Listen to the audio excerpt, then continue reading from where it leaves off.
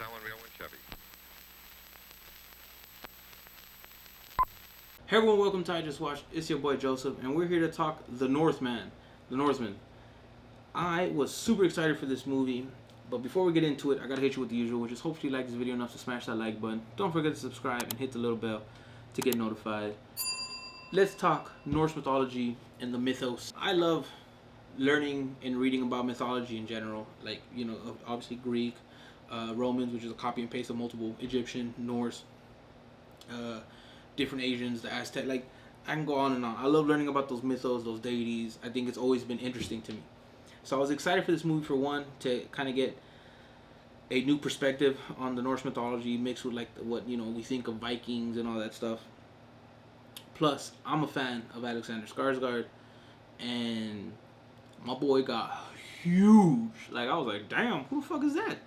Like, Thor? Like, for real? Like, dang, you just gonna show up and be, like, built like a monster like that? I was like, damn, son.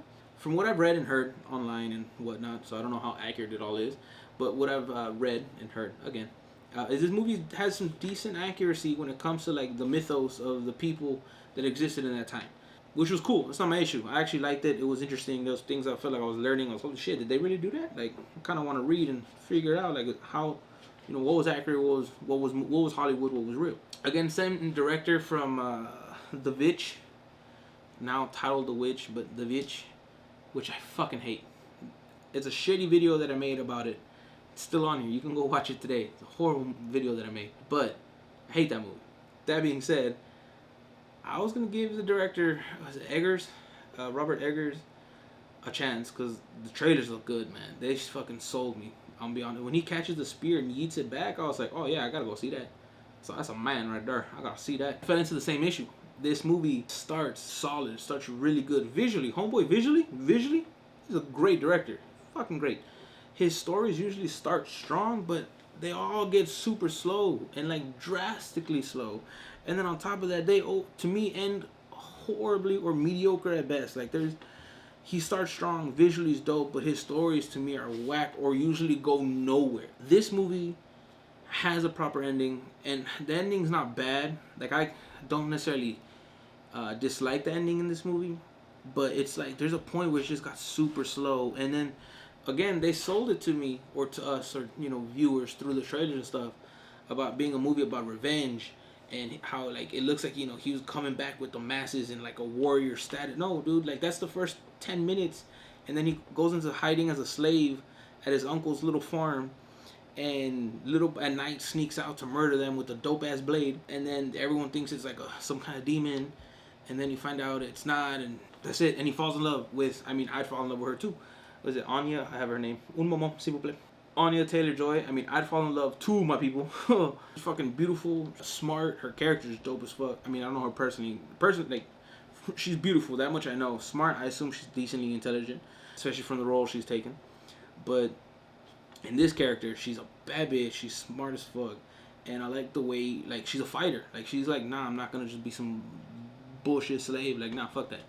And like, I just liked her little characteristics, and the way they meshed was cool. So that being said, like I said, Alexander Skarsgård built different, my boy, for this movie. Like, he kills it in this role. He does. Like, he was one of the reasons I was able to watch it through and through. But it was kind of a letdown. I was expecting more of this action-filled story, and I got more of a drama, love story. It just got a little too boring for me. It got a little too stale in the middle, so it kind of took me out. And then the final scene where he's fighting his uncle, Fulnir. Also, the dude who plays him, is it Claes Bang? That dude, he was ripped too, boy. I was like, damn, I'm a little gay in this movie. These dudes look good. Shit, like, they was fucking ripped. And homeboy with the long hair with, like, the fucking Mr. Fantastic streak going down, like. But, like, at the end, they're fighting each other. Visually, Skarsgård's character is younger and more powerful. He should be able to run this dude's cheeks. My boy barely, like, wins. He doesn't survive, but he barely wins. So I was like, things like that, I was like, nah. I mean, I get Fulnir's probably a very talented warrior, but you are too, my boy. But I don't know. There's definitely moments where this movie feels a little confusing. It was confusing because, like, they'll just do something.